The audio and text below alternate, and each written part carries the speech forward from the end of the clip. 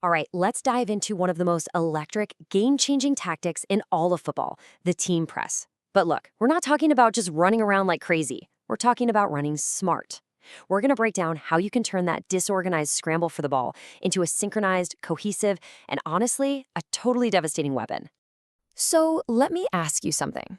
Think about your team, or maybe a team you follow closely.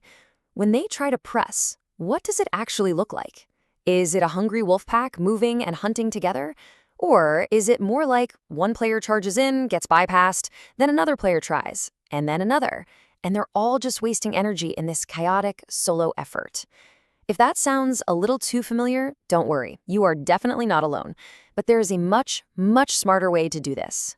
And that solution, the secret ingredient that flips the switch from chaos to coordination, is something called the pressing trigger.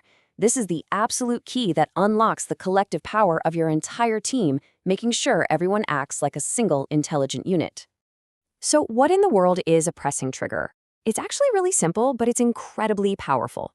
It's just a specific cue, an event on the field that the entire team has agreed on beforehand.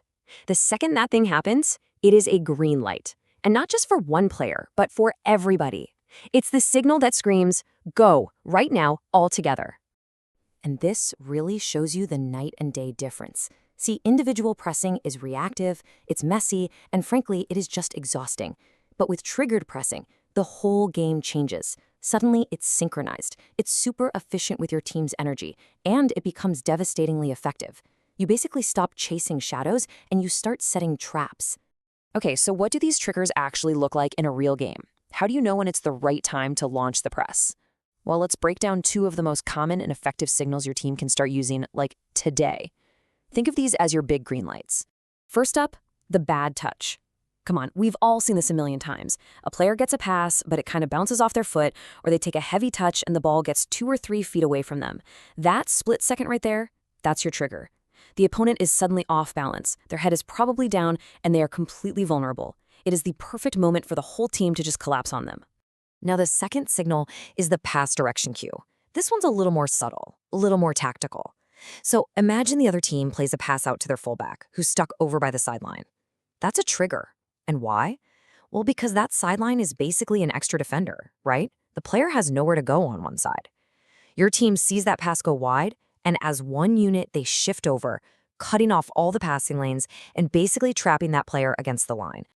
So understanding the theory is one thing, but making it feel like second nature for your players, well, that happens on the training ground.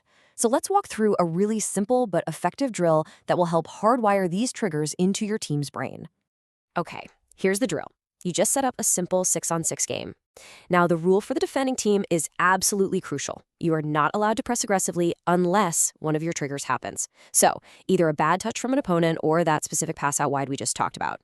The second it happens, the entire team goes. The goal here isn't just about winning the ball back. It's about training everyone's eyes and brains to see the exact same signal at the exact same time and then react instantly, as one. So here's the big takeaway. When your team truly masters these pressing triggers, you're not just a collection of 11 individuals anymore. You become a coordinated unit with a brand new powerful weapon. You get to dictate the flow of the game. You force your opponents into mistakes, and you turn defensive moments into your best attacking opportunities. And this quote just hits the nail on the head. I mean, think about it. Any player can run hard for 90 minutes, but the truly dominant teams, the ones who control games, they aren't just the fittest, they're the smartest. They get that it's all about timing and unity. It's about pressing at that perfect moment all together. So we've covered the bad touch and that pass direction cue. But the beautiful thing about the system is that you can adapt it. Maybe your team's next trigger is when a player gets the ball with their back to your goal, or maybe it's a slow, loopy pass in the air. So the question I want to leave you with is this. Now that you have the framework, what's going to be the next trigger that your team masters to take its game to a whole new level?